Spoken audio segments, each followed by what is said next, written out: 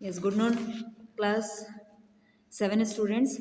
Open your honeycomb book, chapter number 9, a bicycle in good repair.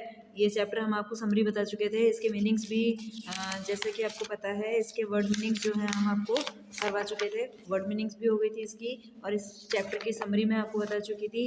आज हम आपको इस चैप्टर का जो सीसी फर्स्ट है, तो हम आपको सीसी फर्स्ट के क्वेश्चंस करवाने जा रहे हैं। Open your honeycomb book, chapter number 9. Open your book, page number 128.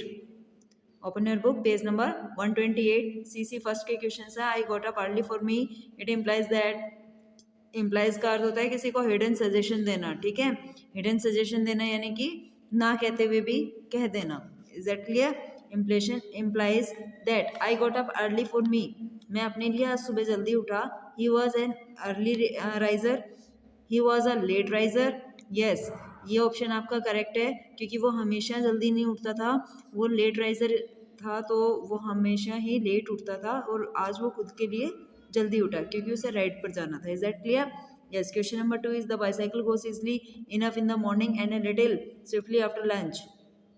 हम हेमरस इट्स रिमार्क्स, ये किसको इंगित करता है? ये इंगित करता है एक हैप्पीनेस को, एक एंजॉयनेस को, ठीक है। तो इसका ऑप्शन ए करेक्ट है। इनएक्यूरेट, सरकास्टिक, ऑप्शन ए है ह्यूमरियस, ऑप्शन 2 है इनएक्यूरेट, ऑप्शन सी है सरकास्टिक, और ऑप्शन नंबर डी है मीनिंगलेस, ठीक है। इसका ऑप्शन नंबर ए करेक्ट है। Is it clear? Option number A correct है, एंजॉयफुलनेस। क्लियर? क्वेश्चन नंबर 3 देखिए, द फ्रेंड शोक द बाइसाइकिल वायलेंटली। जो दोस्त था उसने बाइसाइकिल को कैसे हिलाया? वायलेंटली हिलाया, वो जोर से हिलाया, हिंसात्मक रूप से उसको हिलाया।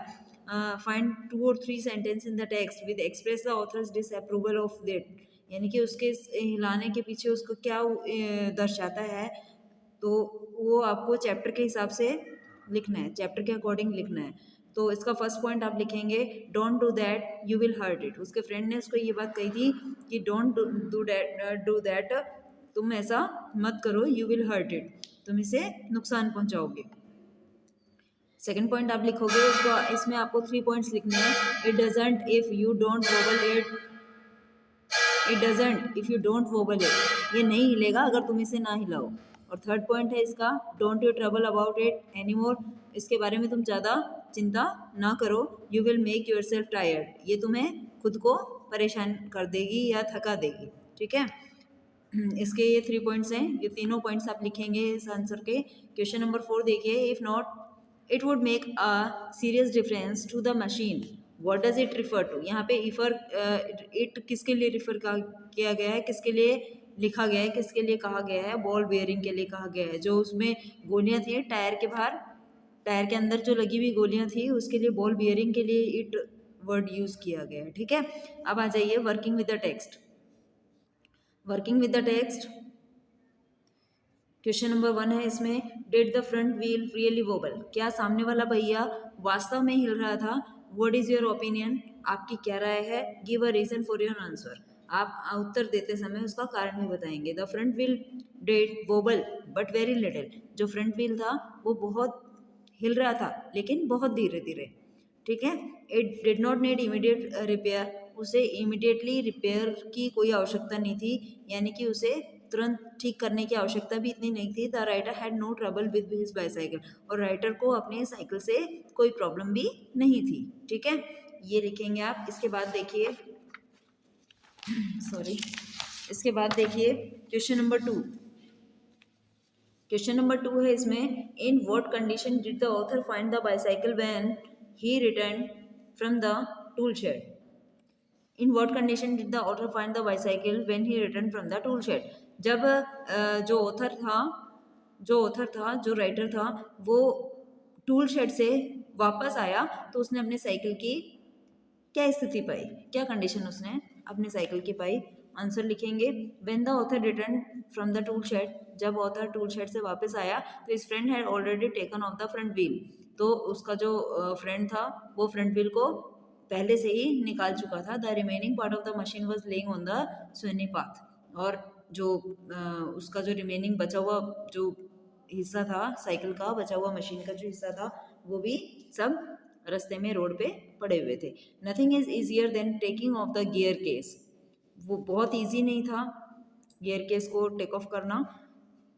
कमेंट और नो ऑन और continue the sentence in the light of what actually happens, यानी कि वास्तव में क्या हुआ था वो आपको यहाँ लिखना है। The friend had over confident in his skill to set the bicycle right, जो उसका फ्रेंड था वो ओवर कॉन्फिडेंट था, यानी कि ज़्यादा कॉन्फिडेंस, ओवर कॉन्फिडेंस था, यानी कि उसमें जो कौशल था साइकिल ठीक करने का तो वो उसमें कुछ ज़्यादा ही ओवर कॉन्फिडेंस था। He had certainly no problem in taking off the gearbox, but he realized later it was very difficult to refix it, लेकिन बाद में उसे एहसास हुआ कि उसे वापस से रिफिक्स करना, यानी कि रिफिक्स करना यानी वापस उसे जोड़ना, या हम कह सकते हैं कि उसको फिक्स करना बहुत उसके लिए मुश्किल हो गया था। क्वेश्चन नंबर 4 है what special treatment did the chain receive, chain को रिसीव करने के लिए उसको क्या स्पेशल ट्रीटमेंट दिया गया। The chain was a little loose, chain थोड़ी ढीली थी। द फ्रेंड टाइटेड इट, और उसके फ्रेंड ने उसको टाइट किया। So the hard that it would not move at all, और बहुत मुश्किल हो गया था कि वो मूव भी नहीं कर पा रहा था। मूव करना यानी कि घूमना, टायर घूम नहीं पा रहा था। He then made it lose again, तो उसने उसको फिर से लूज किया, साइकिल का जो टायर था उसको लूज किया। But this time the chain came twice as loose as before, लेकिन अब जो चेन थी वो पहले से भी ज़्यादा ढीली हो गई थी, तो इसलिए उसको बहुत ज़्यादा डिफ़िकल्टीज को फेस करना पड़ रहा था। Is that clear. तो ये सारे क्वेश्चंस हैं, 4 क्वेश्चंस तो आपके ये हैं, और इसके बाद के जो क्वेश्चंस हैं क्वेश्चन नंबर 4 तक हम आपको करवा चुके हैं। क्वेश्चन नंबर जो 5 और 6, क्वेश्चन नंबर 4 तक हम आपको करवा चुके हैं। क्वेश्चन नंबर 1, 2, 3, 4, क्वेश्चन नंबर 5 और 6 नहीं करवाएंगे, इसमें छोड़ देना ये दोनों क्वेश्चंस। इसके बाद हम कल आपको इस चैप्टर की जो एक्टिविटीज़ हैं वो एक्टिविटीज़ हम आपको कल करवाएंगे। तो सभी बच्चे आज वाला जो ये वर्क है, ये वर्क आप नोटबुक में करेंगे और इसको लर्न करेंगे। सब बच्चे जो वर्ड मीनिंग्स हैं उनको भी करके देखा करो डेली, क्वेश्चंस को लर्न करना। So, okay students, have a nice day.